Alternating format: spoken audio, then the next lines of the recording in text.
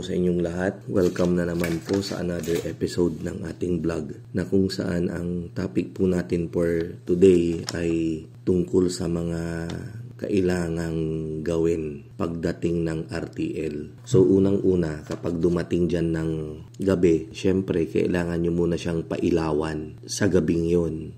Lilinawin ko po, sa gabing yun para ora mismo maging familiar sila dun sa place kung asan sila. Papailawan po natin sila magdamag. Pagdating naman ng susunod na gabi, hindi na, no need na silang pailawan. Sundan na lang po natin yung lighting program hanggang sa sila ay magkaedad ng 23 weeks. Subalit kapag ang RTL po natin ay dumating ng umaga, no need na po natin silang pailawan mamayang gabi. Yan. Dahil pagdating naman po nila dyan, maliwanag, magiging familiar na po sila kaagad sa lugar nyo dyan. Ayan. So, hindi nyo na po sila kailangang pailawan sa unang gabi. Ayan. So, ganun po yon. Punta naman tayo dun sa aspeto ng pagpapakain. Kung gabi naman dumating yung mga RTL nyo dyan, hindi nyo na sila kailangang pakainin, painumin sa gabing yun. Hayaan nyo na lamang sila dun sa kanilang cages. Kinaumagahan nyo na po sila pakainin at painumin. Yan. Huwag po kayong mag-alala kasi meron pa pong pondo yung mga RTL natin, yung mga manok natin. May mga pondo pang pagkain yan sa loob ng kanilang katawan. Pati na rin sa tubig. Doon na lang natin isipin yung biyaheng Leyte na napakalayo, 4 na araw ata, 4 na gabi. Walang kainan yon.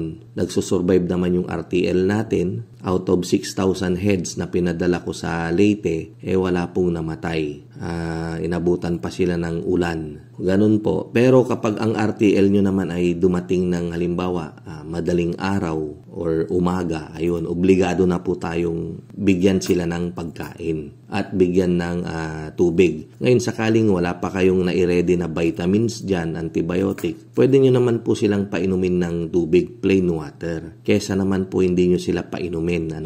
Ano naman po yan? Pwede kayong bumili sa mga poultry supply, kahit na anong vitamins na lalong-lalo na yung mga pampaitlog, vitamin A, D, E, C. Kahit hindi naman yung mga ginagamit ko kasi minsan talaga yung availability pahirapan. So, and then sa antibiotic natin, yung enrofloxacin, yung mabisa, dahil talagang subok na. Kaya lang may kamahalan dahil 1/8 po yung 1 litro. So, balikan naman natin yung pagpapakain. Kapag ang RTL ay bagong dating dyan sa inyo, dito po kasi sa amin, ang kinakainan nila ay 70 grams pagdating ng kanilang 16 weeks. Subalit pagdating kasi dyan, medyo stress sila. Subukan nyo muna yung 50 grams. So, halimbawa po sa 100 heads, pag kinompute po natin yung 50 grams, 5 kilo lang po muna yung ipapakain natin sa kanila. And then, the following day, kung sakaling kulang, magdagdag po tayo kung kinakailangan na. Pero kung di naman nila naubos at marami pa, pwede po kayong magbawas. Yan. So, tatansyahin nyo po yan. Ganon din po yung sa pagpapainom ng vitamins. Halimbawa, di ba yung program natin ay from 6 a.m. hanggang 9 a.m. Pag nagpainom po tayo ng vitamins at sumobra po, okay lang po yon sa unang araw. Pwede nyo pong ipaubos yan. Ngayon, tignan nyo kung anong oras naubos. Halimbawa, naubos siya ng 11 a.m. So, ang gagawin nyo na lang po kinaumagahan, magbawas na lang po kayo yung volume ng tubig na titimplahan nyo ng gamot. Tatansyahin nyo hanggang sa makakabisado nyo na po yan. Ganyan lang naman po talaga sa umpisa. Sino nga ba yung napakagaling samantalang wala pang experience, di ba? So, syempre sa umpisa, pag-aaralan po muna natin. Wala namang isang eksperto na nagsimulang eksperto din, So, itesting nyo muna yung 70 grams. Pero yung mga iba kasi ang sinasabi, hindi nga raw nauubos yung 70 grams agad-agad. So, umpisan nyo muna sa 50 grams. Hanggang sa yung manok natin ay tatakaw din yan. Tatakaw siya ng tatakaw. Lalo na kapag siya po ay nakapag-adjust na. Lalo na kapag kapag ito ay nangingitlog na, bigla pong tatakaw yan. Biglang ididemand na po kasi nung kanyang katawan na kulang na yung kanyang feeds na kinakain. Doon na po natin maipapaubos yung 110 grams na nasa program natin. And then wag rin po kayong mabahala kapag yung mga manok ninyo ay basa yung kanyang ipot. Unang-una po, lalong-lalo na kapag RTL po yan, yung nag-uumpisa ng mangitlog, talagang pag dumumi po yan, may tubig. Normal lang po yan. Doon naman sa mga nangingitlog ng matagal, medyo matagal-tagal na, at tinatanong kung Mang Mags, bakit basa yung ipot ng manok namin? Yan. Bumabasa naman po yan kapag sobrang init ng panahon. Ang mangyayari po kasi, yung manok natin, inom ng inom. Yung kanilang feeds na 110 grams, hindi po nila maubos. More on tubig sila. So kapag dumumi, sumasama po yung tubig sa kanilang dumi. Ayan. So ganun po yun. Huwag rin po kayong mabahala. So, and then ang una nyo pong ipainom pagdating ng manok ninyo dyan ay antibiotics. I-antibiotics nyo po sila for 3 days. So, 6 to 9. After 3 days, CXD3 nyo po sila ng 3 days din. Bakit po ganon? Unang-una po, kapag yung RTL ninyo ay syempre na-stress sa biyahe, baka may nasagap siyang mga viruses dyan ng sipon, kaya kailangan natin silang painumin ng antibiotics.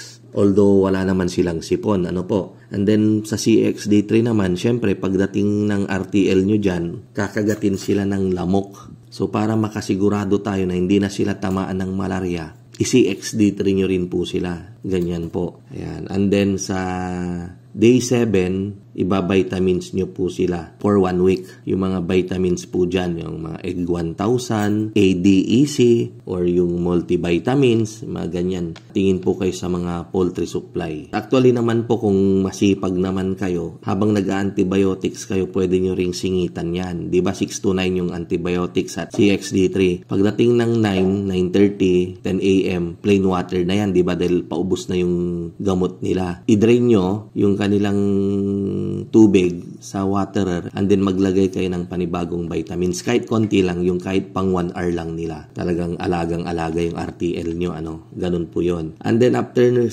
days ng pagbabitamins, dito nyo na po sila pupurgahin. Yung pagpupurga naman ay day 1 lang, gamitan nyo po sila ng yung pang tapeworm. Kapag yung bulating isa, roundworm naman yung tawag doon. Yan. So parang libamisol, yan yung tape terminator. Yun po yung gamit. And then after yung masundan yung process na yon, antibiotics, CXD3, vitamins, tapos purga, dito na po yung regular program natin ng medication na from day 1 to 5 antibiotic siya. And then from day 6 to day 30 of the month, vitamins naman na yan. Ngayon, if ever biglang sinipon, ikakat po natin yung vitamins at isisingit naman natin si antibiotics. 3 to 5 days, minsan 5 to 7 days. Depende po sa lala ng sipon hanggang sa sila ay gumaling. Sana nabigyan ko na naman kayo ng idea, dagdag kaalaman regarding sa mga paitloging manok natin. Lalong-lalo na yung mga baguhan. Doon po sa mga nagtatanong, basta sundan-sundan nyo lang po yung mga binablog natin dito. Sigurado po ako, mas magaling pa kayo sa akin. Gaya nila Sir Anoy ng San Felipe, Zambales, nila Sir Sen Enriquez ng Nueva Ecija. Sila po kasi yung yung mga report sa akin na yung production nila ay nasa 97%. Lalong-lalo na si Sir Sen, nagna 97 to 98% daw. Yan, so sana all. Yan, and then so shout out po sa mga suki natin dyan na palaging nanonood. So maraming salamat po. Ito po ang inyong kaibigan, ang inyong kamanukan. Walang iba kundi si Mang Mags na nagsasabing mabuhay po tayong lahat and God bless. Huwag po nating kalimutang magdasal. Yan. Thank you po. Thank you.